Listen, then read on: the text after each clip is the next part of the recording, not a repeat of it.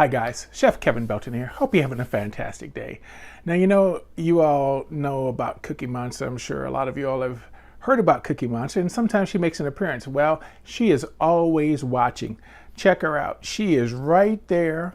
She's like, Daddy, I'm waiting for you to get finished so I can eat something, please. Okay, I'll make something for you after I do this. Today is National Gluten-free Day. Now, a lot of times when you think of gluten, gluten is what makes flour a thickener. All right, when we make a roux, in most Louisiana cooking, there's always that cooking the flour in butter or oil to make a roux. You add a little stock to it, it gets thick. The longer you cook that flour, the more you cook the gluten out of the flour. So the lighter it is, the more thick, the darker it gets, the less of a thickener it is. But there are folks that are allergic to gluten, and you can cook Louisiana recipes and have just as much flavor using a gluten-free flour. Now, almond flour, rice flour, this is the red mill baking flour. There's also a coconut flour, and I haven't played with this yet, but I want to play with that one soon. But what I have here, this is just the gluten-free flour. And like I said, it has no gluten in it, so it doesn't thicken. So I'm going to show you how to make an etouffee right quick, to where we're doing the butter and the flour. We're going to cook the flour. It'll change color just like all-purpose flour, except it has no gluten in it. So to help thicken it, we're going to use a little bit of instant mashed potato. So let's get our pan hot, get this butter melted, and we'll start getting our flour in. And you know, of course, with roux, you just have to be patient.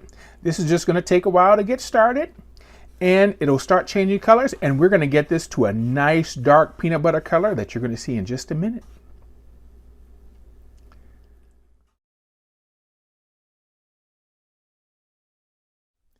Guys, look at this. We have gotten to this nice dark peanut butter color.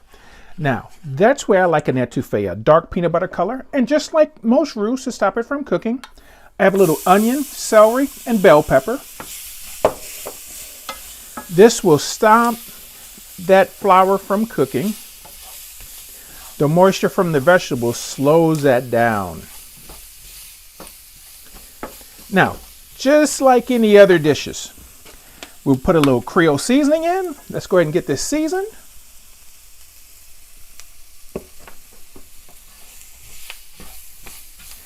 Now, if I add stock right now, you can see it's not going to make a gravy, okay?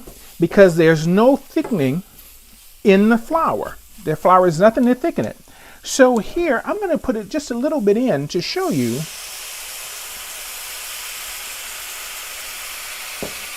how this is going to smooth itself out. I could have put more in, but I want you to see it's not really thickening. It's a little thick because I didn't put all the liquid in yet. But here, let's use a little bit of our instant mashed potato. Let's get that instant mashed potato in there. This is what's going to give it a body.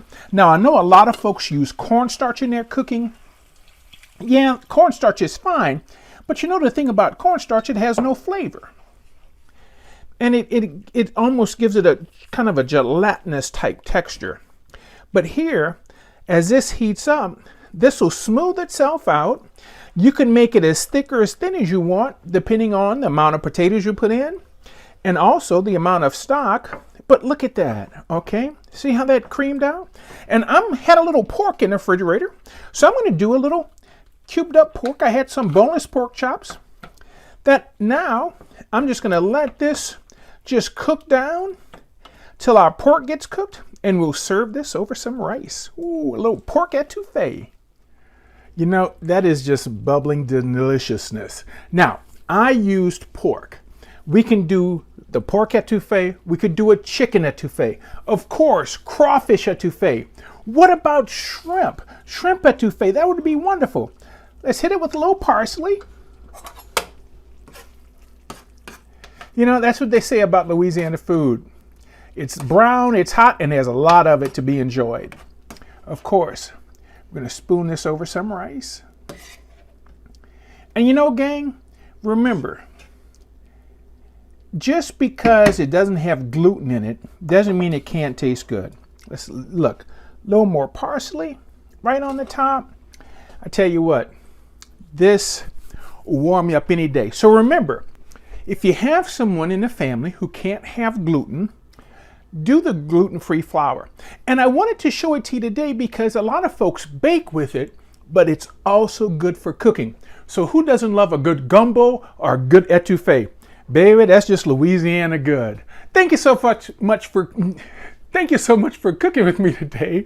I'm all tongue-tied. I'm so excited. Stay safe. Keep washing those hands. Mask up. All right. For WWL TV, I'm Chef Kevin Belton, and we'll see you soon.